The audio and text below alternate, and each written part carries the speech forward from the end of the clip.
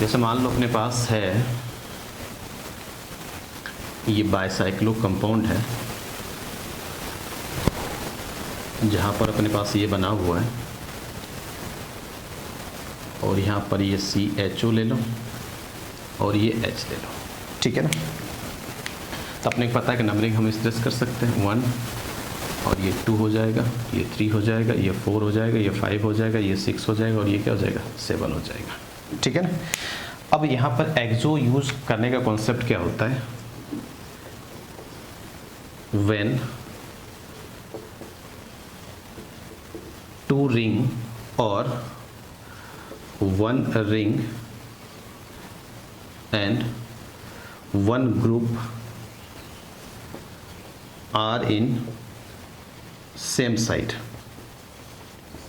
ठीक है ना। हमने क्या बोला कि ज्योमेट्रिकल आइसोमरिज्म अगर बाइसाइक्लो कंपाउंड में बात करने चलोगे तो दो नोमेनक्लेचर, जैसे हम C11C में दो नोमेनक्लेचर बात करा था, एक सिस ट्रांस बात करा था और एक EZ तक हमने बात करा था।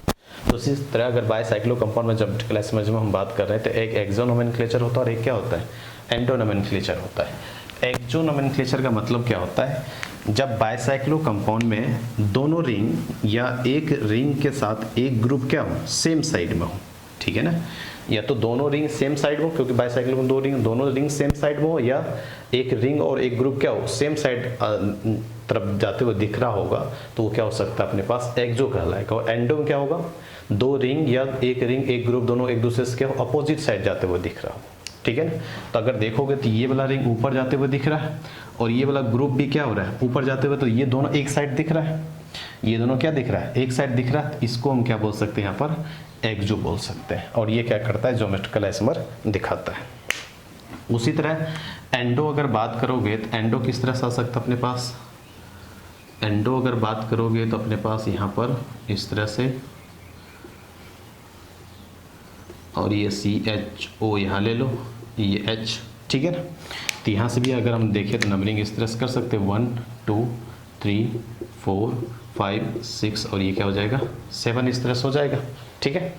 तो यहाँ से अगर देखोगे तो इसको हम किस तरह से देख सकते हैं, तो यहाँ से अगर देखें तो यहाँ पर अगर देखोगे तो ये वाला रिंग अगर देखो तो ये ऊपर जाते हुए दिख रहा है और ये वाला ग्रुप यहाँ पर क्या है नीचे जाते हुए दिख रहा है, ठीक है ना।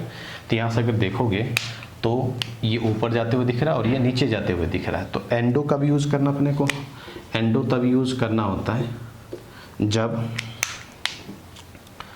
when 2 ring or 1 ring and 1 group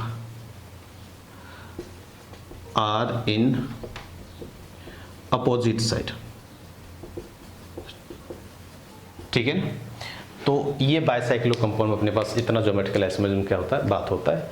तो दो जब ग्रुप और रिंग और ग्रुप या दो रिंग दोनों सेम साइड या एक रिंग एक ग्रुप सेम साइड हो तो एक्सो, और अपोजिट साइड होती है क्या हो जाता है एंडो। तो ये भी एक ज्योमेट्रिकल आइसोमर दिखाने का क्या होता है अपने पास बाइसाइक्लो कंपाउंड में क्या होता है बात होता है, ठीक है ना।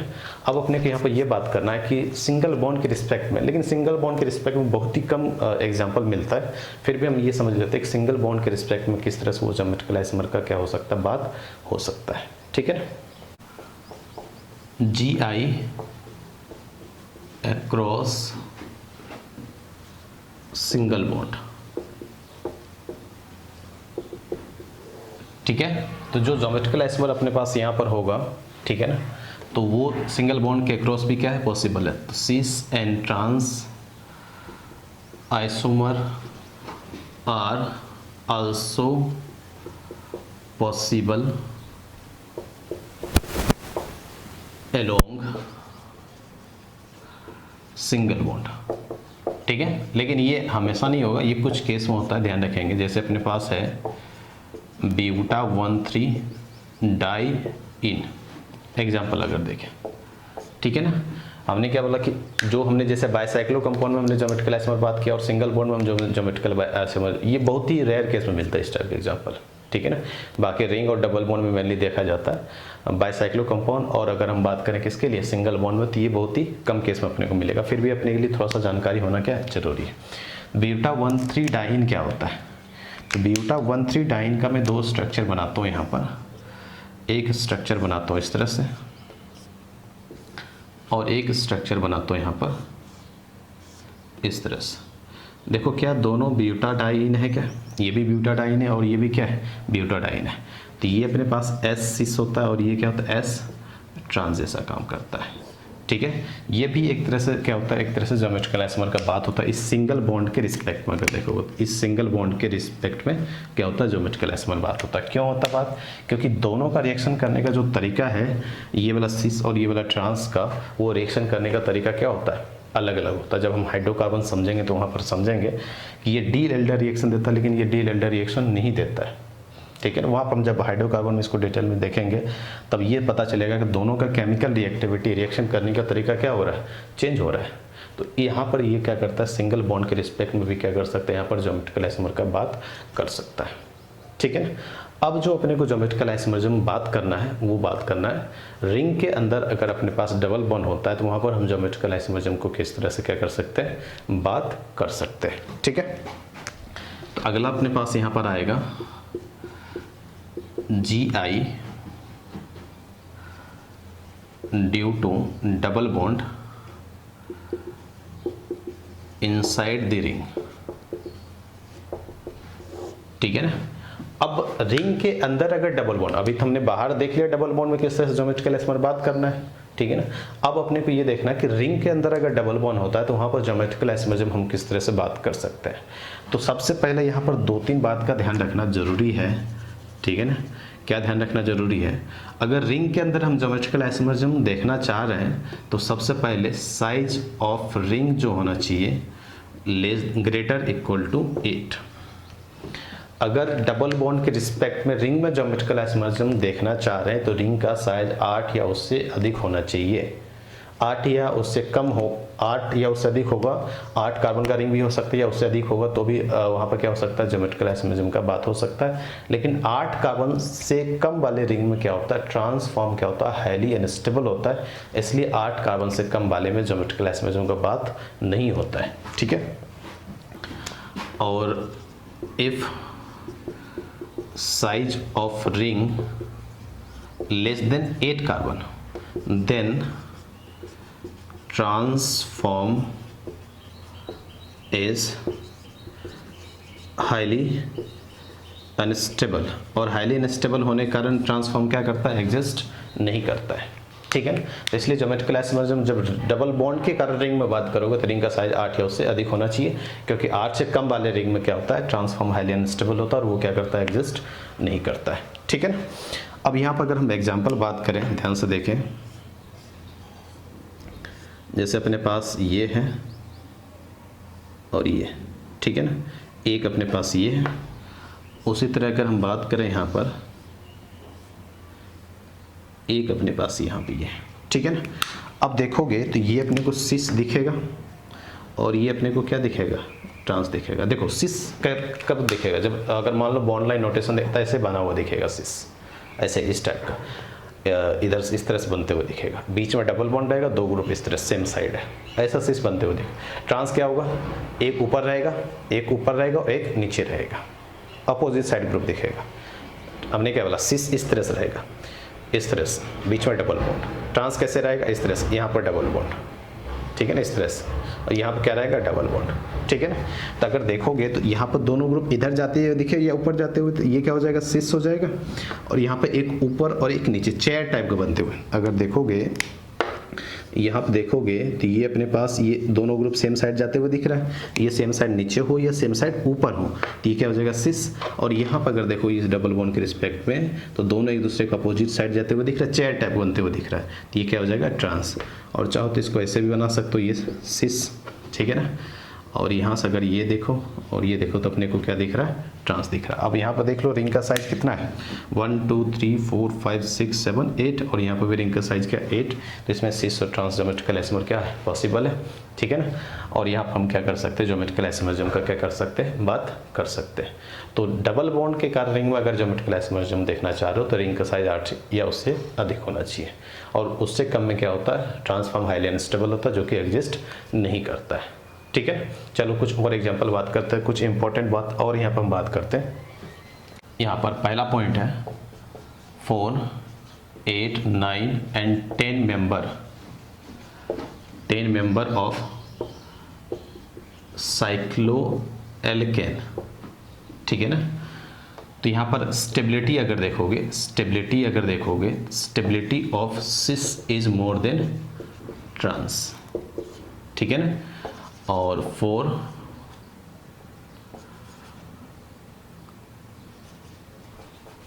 11 मेंबर और लार्जर साइक्लोएल्केन स्टेबिलिटी अगर यहाँ पर बात करोगे तो यहाँ पर सिस का स्टेबिलिटी क्या होता है, ट्रांस से कम हो जाता है, ठीक है ना। सिस वाले का स्टेबिलिटी ट्रांस से क्या हो जाता है, कम हो जाता है। तो दो बात यहाँ पर ध्यान रख कर चलेंगे। अगर अपने को डबल बॉन्ड, ये जो बात हम कर रहे हैं, डबल बॉन्ड रिंग के अंदर जब होगा तो ज्योमेट्रिकल एसिमेट्री में कौन ज़्यादा स्टेबल होगा और कौन कम स्टेबल होगा। तो अगर अपने पास साइक्लोएल्किन अगर हम बात करें और यहाँ पर भी क्या होगा, साइक्लोएल्किन, ठीक है ना। तो अगर अपने पास एक सब मेंबर होता है जहाँ पर रिंग का साइज 8 हो या 9 हो या 10 हो, 8, 9 या 10 मेंबर का साइक्लोएल्किन होता, तो उस केस में सिस का स्टेबिलिटी ट्रांस से क्या होगा, ज़्यादा होगा।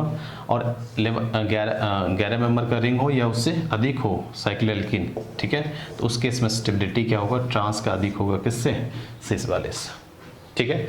तो ये हो गया अपने पास डबल बॉन्ड के कारण रिंग में किस तरह से ज्योमेट्रिकल एसिमेट्री हम क्या कर सकते हैं, बात कर सकते हैं। अब इसमें एक तो एग्जांपल ले लेते हैं, फिर हम आगे चलेंगे। यहाँ से अगर हम बात करें, पहला एग्जांपल अगर हम बात करें जहाँ पर देख सकते हैं, ठीक है ना। जैसे मान लो अपने पास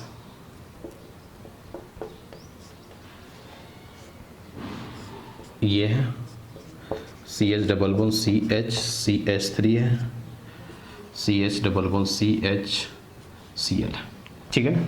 अब ये बात कर रहा है कि क्या ये ज्योमेट्रिकल एसिमेट्री दिखाएगा, और ज्योमेट्रिकल एसिमेट्री दिखाएगा तो स्टीरियोजेनिक सेंटर कौन कितना होगा, ठीक है ना। तो सबसे पहले देख लो, ये डबल बॉन्ड के रिस्पेक्ट में दिखा सकता है, आराम से कोई दिक्कत नहीं, ये डबल बॉन्ड के रिस्पेक्ट में दिखा सकता है। और रिंग के रिस्पेक्ट में, क्योंकि ये भी sp3 कार्बन होगा और ये भी sp3 कार्बन, तो रिंग भी एक स्टीरियोजेनिक सेंटर होगा।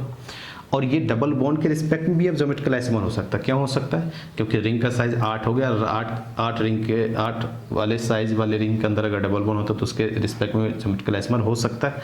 तो ये भी अपने पास क्या होगा, एक स्टीरियोजेनिक सेंटर होगा, और टोटल स्टीरियोजेनिक सेंटर यहाँ कितना आ जाएगा, 4 आ जाएगा, ठीक है ना। डबल बॉन्ड के रिस्पेक्ट में दिखा सकता है, रिंग के रिस्पेक्ट में दिखा सकता है, और ये रिंग के अंदर डबल बॉन्ड जो है उसके रिस्पेक्ट में भी क्या कर सकता है, ज्योमेट्रिकल एसिमेट्री दिखा सकता है, ठीक है ना।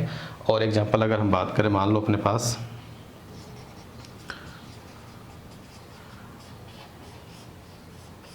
अगर ये ऐसा हो तो क्या होगा। अब देखो, डबल बॉन्ड के रिस्पेक्ट में दिखा सकता है, ये वाला डबल बॉन्ड, ये वाला डबल बॉन्ड के रिस्पेक्ट में नहीं दिखा सकता, क्योंकि इस कार्बन के पास दोनों अलग क्या हो जाता है, सेम ग्रुप। ये डबल बॉन्ड के रिस्पेक्ट में नहीं दिखा सकता, क्योंकि रिंग का साइज क्या 8 से कम है। लेकिन ये रिंग के रिस्पेक्ट में क्या कर सकता है, दिखा सकता है, क्योंकि ये भी देखो तो sp3 कार्बन हो गया, और ये भी क्या हो गया, sp3 कार्बन हो गया, ठीक है ना। तो यहाँ से ये दोनों sp3 कार्बन पर 2 अलग अलग ग्रुप है, तो रिंग के रिस्पेक्ट में भी दिखा सकता है। और ये डबल बॉन्ड और ये डबल बॉन्ड के रिस्पेक्ट में नहीं दिखा सकता, लेकिन ये डबल बॉन्ड और रिंग के रिस्पेक्ट में दिखा सकता है। तो यहाँ पर स्टीरियोजेनिक सेंटर अपने पास कितना आ जाएगा, 2 आ जाता है, ठीक है ना। तो ये अपने पास हो गया रिंग के कारण, रिंग में डबल बॉन्ड के कारण ज्योमेट्रिकल एसिमेट्री का किस तरह से बात हो सकता है, क्या क्या कंडीशन ध्यान रखना चाहिए, क्या क्या इंपॉर्टेंट पॉइंट ध्यान रखना चाहिए, और कुछ एग्जांपल हमने उसके बेस पे क्या करा, यहाँ पर बात करा। तो अभी हम अब बात करेंगे ज्योमेट्रिकल आइसोमेरिज्म इन क्यूमेलिन। क्यूमेलिन में हम किस तरह से ज्योमेट्रिकल आइसोमेरिज्म को क्या कर सकते हैं, बात कर सकते हैं, ठीक है ना। अब सबसे पहले यहाँ पे ये देखना होगा कि क्यूमेलिन में ज्योमेट्रिकल आइसोमेरिज्म किस तरह से बात कर सकते हैं, क्यूमेलिन होता क्या है, क्या क्या कंडीशन होना चाहिए ज्योमेट्रिकल आइसोमेरिज्म दिखाने के लिए क्यूमेलिन में, इस सब बात पर हम क्या करेंगे, यहाँ पर एक एक करके यहाँ पर बात करने वाले हैं, ठीक है ना। तो अगला जो अपने पास यहाँ पर होगा वो अपने पास क्या है, GI इन क्यूमेलिन। सबसे पहले यहाँ पर ये समझ लेते हैं कि क्यूमेलिन क्या होता है। तो क्यूमेलिन कुछ नहीं होता, लगातार हाइड्रोकार्बन में लगातार डबल बॉन्ड अगर आता है तो उसको हम क्या बोलते हैं, क्यूमेलिन बोलते हैं, लगातार डबल बॉन्ड, ठीक है ना। तो अगर एक लाइन में क्यूमेलिन को अगर समझना चाहें तो क्या बोल सकते हैं यहाँ पर, 2 और more adjacent double bond in hydrocarbon. Hydrocarbon में दो या उससे अधिक लगातार डबल बॉन्ड अगर होता है तो उसे हम क्या बोलते हैं, क्यूमेलिन बोलते हैं। हाइड्रोकार्बन में दो या उससे अधिक डबल बॉन्ड अगर होता है, लगातार डबल बॉन्ड होता है, तो उसे हम क्या बोलते हैं, क्यूमेलिन बोलते हैं। क्यूमेलिन अगर हम बात करें, इसके टाइप्स का बात करें, टाइप्स ऑफ क्यूमेलिन अगर हम बात करें तो दो टाइप का अपने पास क्यूमेलिन आता है। एक होता है अपने पास इवन क्यूमेलिन और एक होता है अपने पास ऑड क्यूमेलिन। इवन क्यूमेलिन और एक अपने पास क्या होता है, ऑड क्यूमेलिन होता है। ठीक है ना, क्योंकि क्यूमेलिन में number of pi bond, minimum number of pi bond कितना होता है, 2 होता है। 1 पाई बॉन्ड वाले को क्यूमेलिन नहीं बोलते हैं। एक ऐसा हाइड्रोकार्बन जिसमें सिर्फ एक ही पाई बॉन्ड, क्योंकि अब हमने यहाँ पे क्या लिखा है, यहाँ से अगर क्यूमेलिन को देखो, जब जहाँ हमने डिफाइन करा 2 और मोर एडजेसेंट डबल बॉन्ड, मतलब 2 या 2 से अधिक एडजेसेंट डबल बॉन्ड होता है तो उसको हम क्या बोलते हैं, क्यूमेलिन बोलते हैं। तो एक अपने पास इवन क्यूमेलिन आता है और एक अपने पास क्या आता है, ऑड क्यूमेलिन होता है। इवन क्यूमेलिन में अगर बात करें तो नंबर ऑफ पाई बॉन्ड जो मिलेगा यहाँ पर क्या मिलेगा, 2, 4, 6 इस तरह से मिलेगा। और यहाँ पर अगर देखो तो नंबर ऑफ पाई बॉन्ड जो मिलेगा अपने पास वो क्या मिलेगा, 3, 5, 7 करके मिलेगा। ठीक है ना, तो इवन क्यूमेलिन जिसमें नंबर ऑफ पाई बॉन्ड क्या हो, इवन नंबर में हो, 2, 4, 6 करके 2, 4, 6 नंबर में हो, और ऑड क्यूमेलिन जिसमें नंबर ऑफ पाई बॉन्ड क्या हो, ऑड नंबर में, 1 को छोड़ के यहाँ पर बात करने वाला है। ठीक है ना, अब यहाँ पर बात ये जाता है कि जो अपने पास क्यूमेलिन है, कौन सा क्यूमेलिन तुम्हारे पास ज्योमेट्रिकल आइसोमर्ज्म दिखाएगा और कौन सा क्यूमेलिन ज्योमेट्रिकल आइसोमर्ज्म नहीं दिखाएगा। ठीक है ना, लेकिन उससे सबसे पहले अगर बात करें, जैसे मैं यहाँ पर 2 लूँ, ठीक है ना, तो अपने पास सबसे स्मॉलेस्ट क्यूमेलिन बनता है। यहाँ पर क्या बनेगा वो अगर देखें यहाँ पर तो क्या है, अपने पास ये H रहेगा, ये H रहेगा, ये H रहेगा। इसको हम क्या बोलते हैं, स्मॉलेस्ट क्यूमेलिन बोलते हैं, स्मॉलेस्ट क्यूमेलिन। इससे छोटा क्यूमेलिन नहीं हो सकता, जिसको हम अगर नाम लिखे तो इसका नाम क्या होता है, एलिन बोला जाता है इसको। ठीक है ना, हमने क्या बोला कि कार्बन और कार्बन के बीच लगातार डबल बॉन्ड, 2 या 2 से अधिक लगातार डबल बॉन्ड होना चाहिए।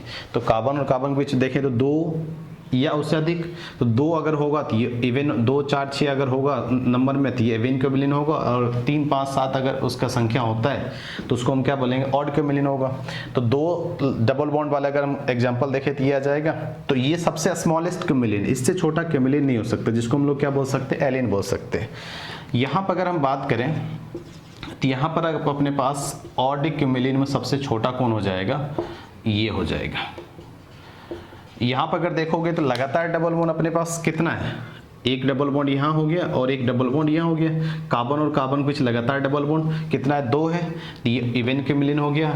और यहाँ पर कार्बन और कार्बन के बीच लगातार कितने डबल बॉन्ड है, 3 है, तो ये क्या हो गया अपने पास, ऑड क्यूमेलिन का यहाँ पर बात आ जाता है। अब यहाँ पर बात ये जाता है कि सर कौन सा क्यूमेलिन ज्योमेट्रिकल आइसोमर्ज्म दिखाएगा और उसके लिए कंडीशन क्या होगा, कौन सा क्यूमेलिन ज्योमेट्रिकल आइसोमर दिखाएगा और उसके लिए कंडीशन क्या होगा। तो कुछ चीज़ें हम पहले क्या करते हैं, उसको दिमाग में लेके चलते हैं और फिर उसको क्या करेंगे, हम एग्जाम्पल के साथ समझेंगे तो वो सारा पॉइंट अपने पास क्या हो जाएगा, क्लियर हो जाएगा। सबसे पहला बात, इवन क्यूमेलिन, इवन क्यूमेलिन किसी भी कंडीशन में GI शो नहीं करेगा। हमने क्या लिखा कि इवन क्यूमेलिन किसी भी कंडीशन में GI शो नहीं करेगा। इवन क्यूमेलिन कहीं पर भी अगर बात होता है इवन क्यूमेलिन, अब क्योंकि ज्योमेट्रिकल आइसोमर्ज्म देखने के लिए अपने को क्या देखना होता है, डबल बॉन्डेड कार्बन को 2 अलग अलग ग्रुप देखना होता है। लेकिन अगर क्यूमेलिन का बात होगा, अगर क्यूमेलिन का बात हो रहा है और अपने पास क्यूमेलिन, एक ऑड क्यूमेलिन और एक क्या इवन क्यूमेलिन है, तो इवन क्यूमेलिन जब भी मिलेगा तो ज्योमेट्रिकल आइसोमर्ज्म को वहाँ पर बात नहीं करेंगे, चाहे उसमें दोनों टर्मिनल, क्योंकि यहाँ पर अगर देखोगे तो जो ऑड क्यूमेलिन है ये कार्बन और यहाँ पर देखो तो ये कार्बन, इस दोनों कार्बन को हम लोग क्या बोलते हैं, टर्मिनल कार्बन बोलते हैं। दोनों साइड वाला जो कार्बन होगा उसको हम क्या बोलते हैं, टर्मिनल कार्बन बोलते हैं। और यहाँ पर भी अगर देखो तो ये कार्बन और ये कार्बन, इसको यहाँ पर हम क्या बोलेंगे, टर्मिनल कार्बन बोलेंगे, ठीक है ना। तो इवेन क्यूमिलिन किसी भी कंडीशन में ज्योमेट्रिकल आइसोमर्स नहीं दिखाएगा। क्यों नहीं दिखाएगा, इस पर अभी हम आ रहे हैं, ठीक है ना। अभी हम इतना ध्यान रखेंगे कि इवेन क्यूमिलिन किसी भी कंडीशन पर ज्योमेट्रिकल आइसोमर नहीं दिखाएगा। भले ये दोनों टर्मिनल कार्बन पर इवेन क्यूमिलिन में कोई भी ग्रुप जुड़ा हो, उससे कोई मतलब अपने को नहीं होगा। तो इवेन क्यूमिलिन कभी भी ज्योमेट्रिकल आइसोमर नहीं दिखाएगा, चाहे इस दोनों टर्मिनल कार्बन पर कोई भी ग्रुप अटैच हो, उससे कोई मतलब नहीं होगा। लेकिन अगर हम बात करें ऑड क्यूमिलिन का, तो ऑड क्यूमिलिन अगर हम बात करें तो ऑड क्यूमिलिन GI शो कर सकता है जब दोनों टर्मिनल कार्बन पर दो अलग अलग ग्रुप अटैच हो। अब देखो ध्यान से समझना, हमने क्या लिखा कि इवेन क्यूमिलिन कभी भी ज्योमेट्रिकल आइसोमर नहीं दिखाएगा, भले ही दोनों टर्मिनल कार्बन पर इवेन क्यूमिलिन में किसी भी टाइप का ग्रुप अटैच हो। ऑड क्यूमिलिन अगर हम बात करें तो क्या लिखा हुआ, ऑड क्यूमिलिन GI शो कर सकता है जब दोनों टर्मिनल कार्बन पर दो अलग अलग ग्रुप क्या हो, अटैच हो। मतलब ये टर्मिनल कार्बन हो गया इवेन क्यूमिलिन में, सॉरी ऑड क्यूमिलिन में ये टर्मिनल कार्बन हो गया, और ऑड क्यूमिलिन में क्या हो गया, ये टर्मिनल कार्बन हो गया। तो ऑड क्यूमिलिन क्या कर सकता है, ज्योमेट्रिकल आइसोमर दिखा सकता है, लेकिन ऑड क्यूमिलिन ज्योमेट्रिकल आइसोमर तब दिखाएगा जब ये टर्मिनल और ये दोनों टर्मिनल पर दो अलग अलग ग्रुप क्या हो, अटैच हो। इसका मतलब ये हुआ कि ऑड क्यूमिलिन भी हमेशा नहीं दिखा सकता है। ऑड क्यूमिलिन तभी दिखा सकता है जब जो कंडीशन अपने पास आता था ज्योमेट्रिकल आइसोमर में डबल बॉन्डेड वाले एटम के साथ, वही कंडीशन यहाँ पर भी आ जाएगा। तो ऑड क्यूमिलिन ज्योमेट्रिकल आइसोमर दिखा सकता है जब ये टर्मिनल कार्बन और ये टर्मिनल कार्बन पर दो अलग अलग ग्रुप अटैच हो जाए, तो ऑड क्यूमिलिन क्या कर सकता है, ज्योमेट्रिकल आइसोमर दिखा सकता है। इतना बात हम पहले क्या कर ले, फिक्स कर ले, क्योंकि इतना से भी अपना काम हो जाता है। लेकिन इसको हम क्या करेंगे, थोड़ा सा हम एक्सप्लेन करके देखेंगे कि इवेन क्यूमिलिन किसी भी कंडीशन में ज्योमेट्रिकल आइसोमर क्यों नहीं दिखा रहा है, और ऑड क्यूमिलिन दोनों टर्मिनल कार्बन पर दो अलग अलग ग्रुप होने के बावजूद क्या कर रहा है, ज्योमेट्रिकल आइसोमर दिखा रहा है। इसके पीछे क्या रीजन होगा, तो इसको हम क्या करेंगे, यहाँ पर एक्सप्लेन भी यहाँ पर करने वाले यहाँ पर, ठीक है। तो सबसे पहले यहाँ पर ये समझते हैं कि इवेन क्यूमिलिन ज्योमेट्रिकल आइसोमर क्यों नहीं दिखाएगा, ठीक है ना। तो एक एग्जाम्पल लेते हैं यहाँ पर। सबसे पहले हम यहाँ पे किसका बात करने वाले हैं, इवेन क्यूमिलिन का बात करने वाले हैं, और ये बात करने वाले हैं कि इवेन क्यूमिलिन ज्योमेट्रिकल आइसोमर क्यों नहीं दिखाएगा, ठीक है, ध्यान समझना। अब यहाँ से अगर मान लो अपने पास एक इवेन क्यूमिलिन है और ये इस तरह से बना हुआ, इसको फर्स्ट मान लो, उसी तरह इसको हम क्या मान लें, सेकेंड मान लें। देखो एक बुक में, एक कॉपी में, एक बोर्ड पर जो मॉलिक्यूल जैसा दिखता है, जरूरी नहीं कि वो मॉलिक्यूल क्या हो, वैसा ही हम उसको समझें। क्योंकि जब भी हम एक बोर्ड पर या एक बुक में या एक अपने पास कॉपी में जब मॉलिक्यूल को हम लिखते हैं, तो वो अपने को हमेशा क्या दिखता है, प्लेनर मॉलिक्यूल है। लेकिन एक्चुअली में हर एक मॉलिक्यूल के साथ ऐसा नहीं होता है, ठीक है ना। तो जैसे हमने ये लिखा तो सबको क्या लगता है कि ये दोनों मॉलिक्यूल क्या है, प्लेनर मॉलिक्यूल है। यहाँ पर दोनों ग्रुप सेम साइड है और यहाँ पर दोनों ग्रुप क्या है, अपोजिट साइड है। तो सर इसको तो ज्योमेट्रिकल आइसोमर दिखाना चाहिए, क्या दिक्कत वाली बात हो गया यहाँ पर, ठीक है ना। इसको तो ज्योमेट्रिकल आइसोमर दिखाना चाहिए, लेकिन ये ज्योमेट्रिकल आइसोमर नहीं दिखाता। इसके पीछे क्या कारण हो सकता है समझना, ठीक है ना।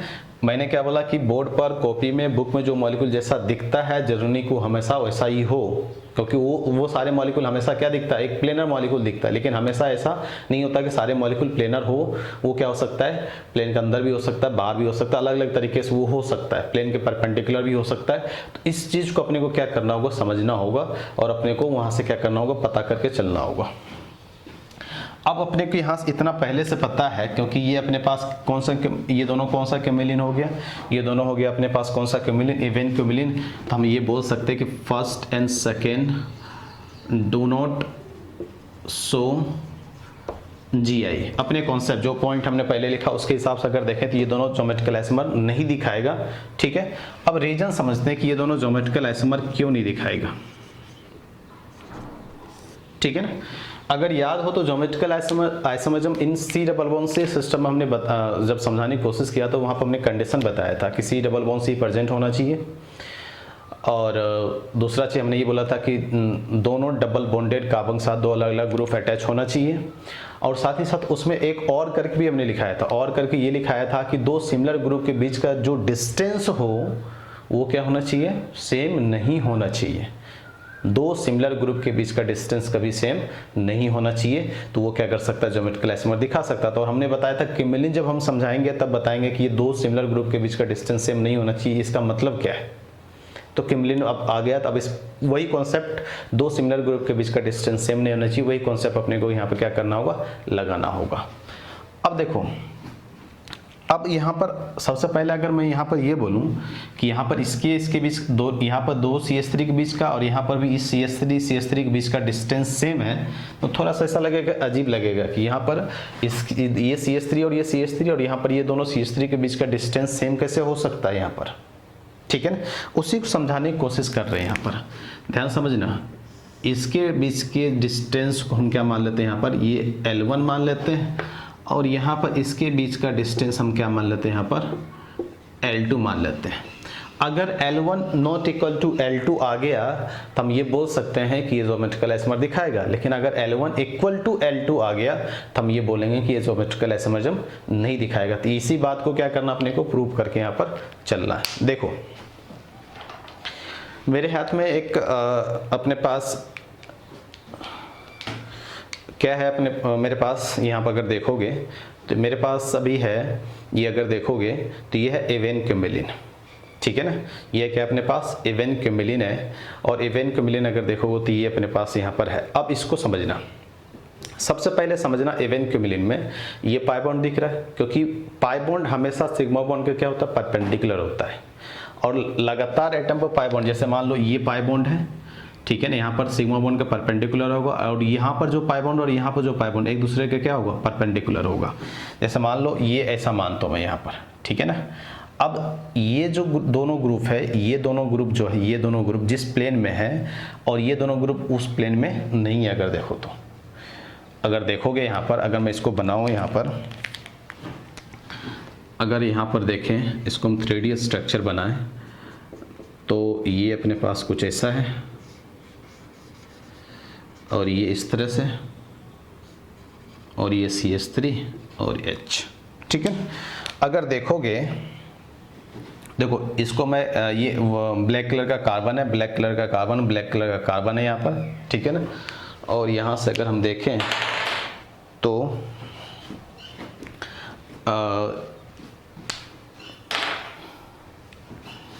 इसको ये देख लेना। अब देखो ये कार्बन कार्बन कार्बन है, ठीक है ना, carbon double bond carbon, carbon double bond carbon, और यहाँ पर क्या CH3 है, ये ब्लैक कलर वाला क्या है CH3 है, और ये ग्रीन कलर वाला को क्या मान रहे हैं हम यहाँ पर, ग्रीन कलर वाला को हम हाइड्रोजन मान रहे हैं।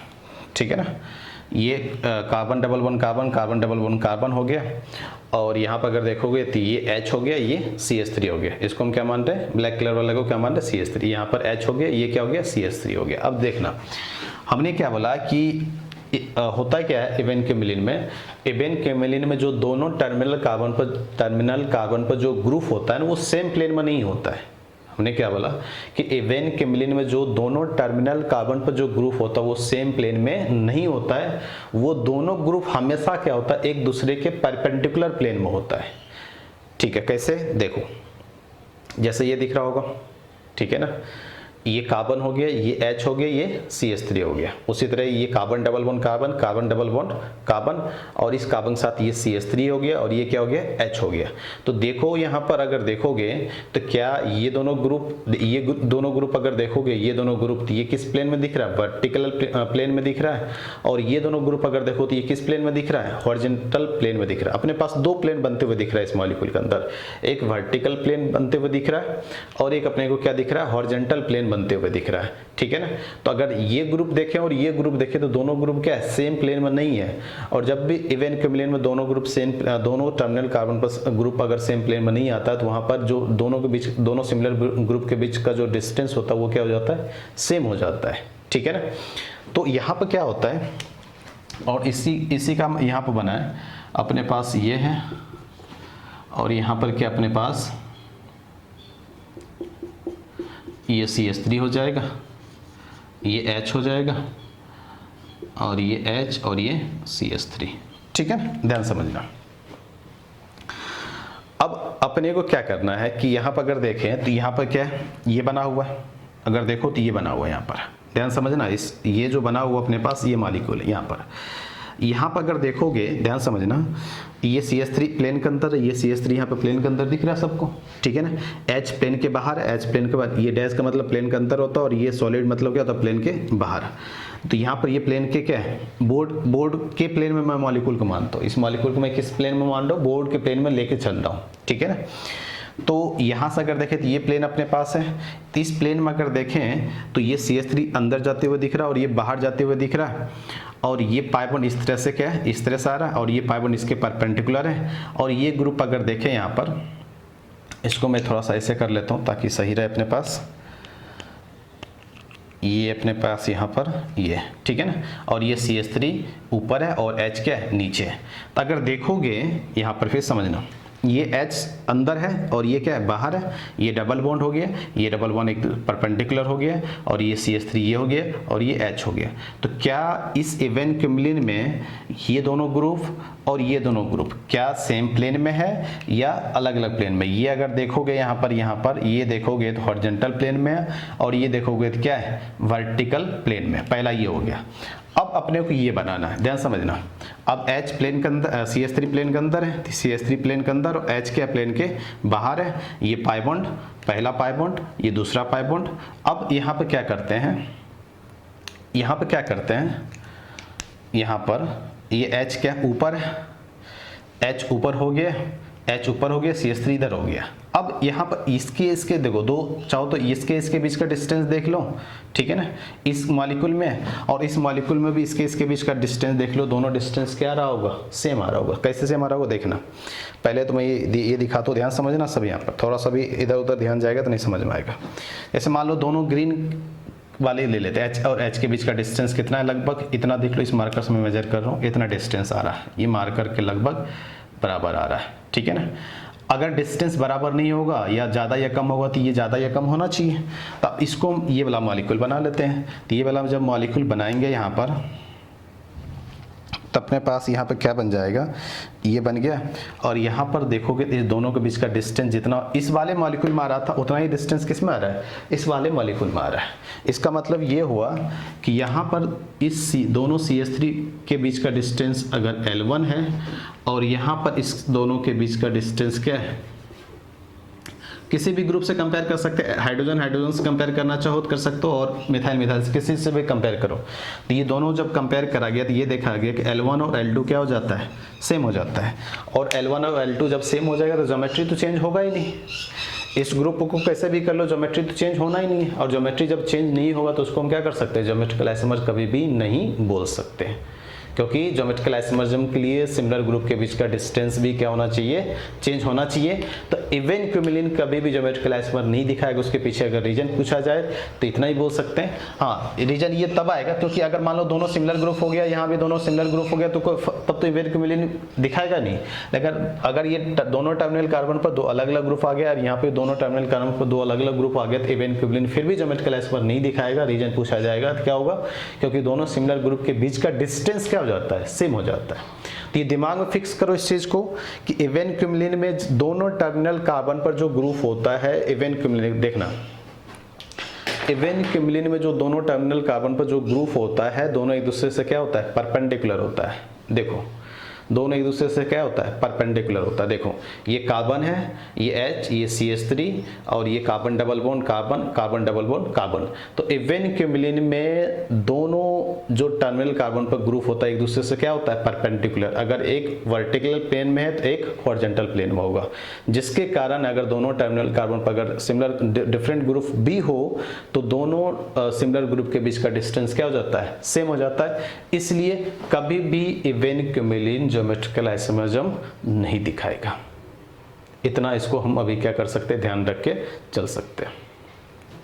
अब यहाँ पर बात ये जाता है कि सर क्या ऑड क्यूमुलिन ज्योमेट्रिकल आइसोमर दिखा लेगा, तो ऑड क्यूमुलिन का भी हम यहाँ क्या कर लेते हैं, बात कर लेते हैं। अब ऑड क्यूमुलिन अगर हम बात करें यहाँ पर अपने पास अगर देखें, ध्यान समझना, ऑड क्यूमुलिन में क्या खास बात होता है, लेकिन ऑड क्यूमुलिन तब ज्योमेट्रिकल आइसोमर दिखाएगा जब दोनों टर्मिनल कार्बन पर क्या हो, दो अलग अलग ग्रुप हो। देखो जैसे मान लो अपने पास है ये, यहाँ से अगर देखेंगे ये, इसको हम क्या मान ले, फर्स्ट मान लें। उसी तरह अगर देखें यहाँ पर तो यहाँ पर क्या होगा, ये होगा, और इसको यहाँ पर हम क्या मान लें, सेकेंड मान लें। क्या ये ऑड क्यूमुलिन है, देख लो। तो ऑड क्यूमुलिन मतलब नंबर ऑफ पाई बॉन्ड 3, 5, 7 होना चाहिए। तो नंबर ऑफ पाई बॉन्ड कितना अपने पास, 1 है, 2 है, और ये क्या है, 3 है, और यहाँ पर भी नंबर ऑफ पाई बॉन्ड कितना है, 3 है। तो ये क्या अपने पास ऑड क्यूमुलिन है। अब ये भी टर्मिनल कार्बन हो गया और ये भी टर्मिनल कार्बन हो गया, और दोनों टर्मिनल कार्बन पर दो अलग अलग ग्रुप है, दो अलग अलग ग्रुप है, और यहाँ पर भी दोनों टर्मिनल कार्बन पर दो अलग अलग ग्रुप है, और यहाँ पर भी दोनों टर्मिनल, यहाँ पर टर्मिनल कार्बन पर दो अलग अलग ग्रुप क्या है, अटैच है। ठीक है, तो जैसे ही इवन क्यूमुलिन ऑड क्यूमुलिन में दोनों टर्मिनल कार्बन पर दो अलग अलग ग्रुप दिख जाए तो समझ लो वो क्या करेगा, ज्योमेट्रिकल आइसोमर दिखाएगा। क्यों दिखाएगा समझना। अभी हमने ये बताया था कि जो अपने पास इवन क्यूमुलिन है वहां पर दोनों टर्मिनल कार्बन पर जो ग्रुप अटैच होता है एक दूसरे से क्या होता है, परपेंडिकुलर प्लेन में होता है। लेकिन ऑड क्यूमुलिन में क्या होता है कि जो दोनों टर्मिनल कार्बन पर जो दो ग्रुप अटैच होता है दोनों क्या होता है, सेम प्लेन में होता है।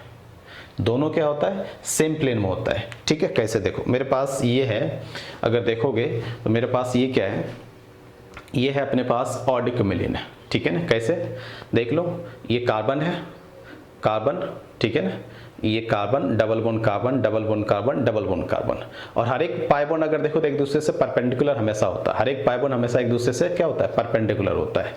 जब भी लगातार डबल बॉन्ड आएगा तो हर एक डबल बॉन्ड एक दूसरे से क्या मिलेगा, परपेंडिकुलर।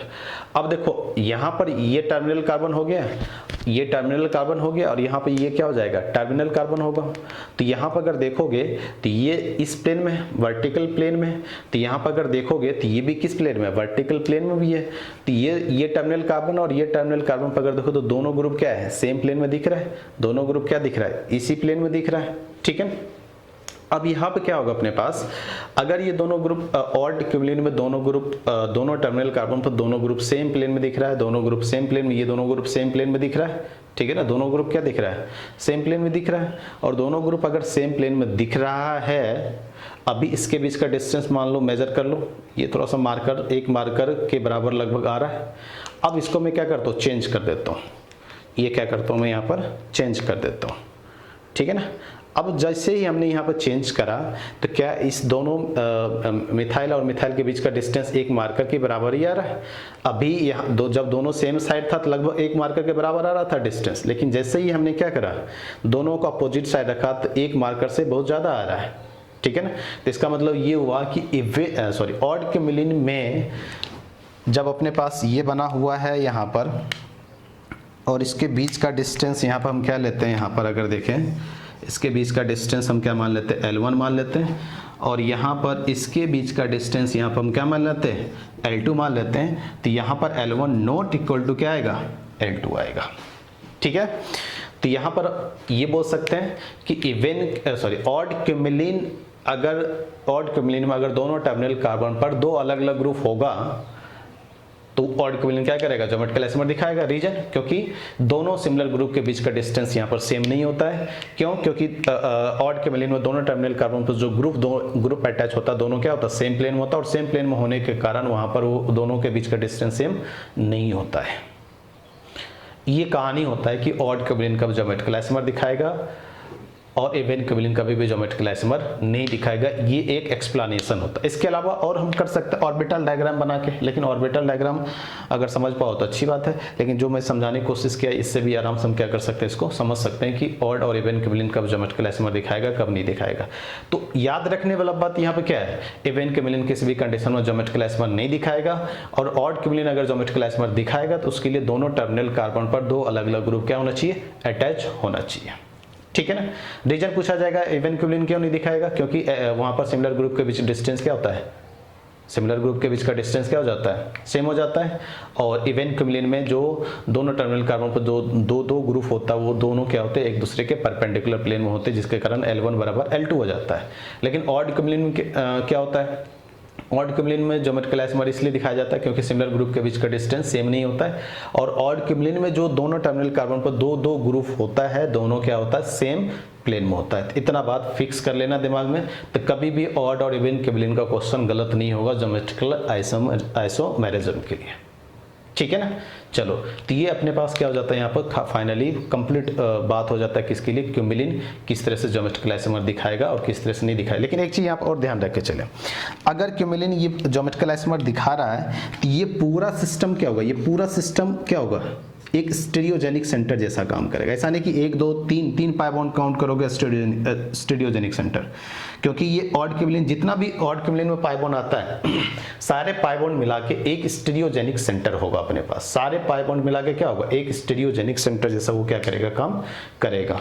जैसे मैं यहाँ पर कुछ एग्जांपल ले लेता हूँ और इस पर हम समझते हैं, इसको देखना, क्योंकि ज्योमेट्रिकल इवन क्यूबिलिन नहीं दिखाता है, ऑड क्यूबिलिन दिखाता है। तो ऑड क्यूबिलिन किस तरह से काम कर सकते हैं, जैसे मान लो अपने पास ये है,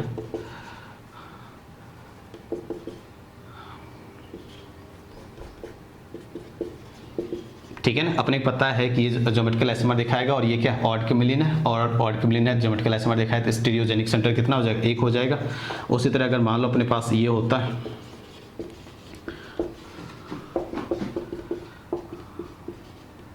ये अपने पास, ठीक है ना, यहाँ से अगर देखोगे तो ये डबल बॉन्ड के द्वारा भी ज्योमेट्रिकल आइसोमर दिखाया जा सकता है, और साथ ही साथ ये क्या है, 1 पाई बॉन्ड, 2 पाई बॉन्ड और 3 पाई बॉन्ड, और ये टर्मिनल कार्बन हो गया, इस क्योंकि ये क्या हो गया, 3 लगातार पाई बॉन्ड आ गया तो ऑड क्यूबिलिन हो गया, और इसके लिए ये टर्मिनल कार्बन हो गया और ये टर्मिनल कार्बन हो गया, और यहाँ पर भी देखोगे 2 अलग अलग ग्रुप मिलेगा, और यहाँ पर भी देखो 2 अलग अलग ग्रुप मिलेगा। मतलब ये पूरा सिस्टम जो होगा, ये पूरा सिस्टम एक स्टीरियोजेनिक सेंटर जैसा काम करेगा। तो एक तो डबल बॉन्ड यहाँ हो गया और ये पूरा सिस्टम एक स्टीरियोजेनिक सेंटर जैसा काम करेगा, तो यहाँ पर कितना हो जाएगा, स्टीरियोजेनिक सेंटर 2 हो जाएगा। ठीक है ना। तो कभी भी ऑड क्यूबिलिन अगर ज्योमेट्रिकल आइसोमरिज्म दिखाता है, ऑड क्यूबिलिन का पूरा सिस्टम, जितने भी डबल बॉन्ड वहां पर होंगे, लगातार डबल बॉन्ड, वो एक स्टीरियोजेनिक सेंटर जैसा क्या करेगा, काम करेगा। तो इस बात का हम क्या करेंगे, ध्यान रख के चलेंगे। ठीक है ना।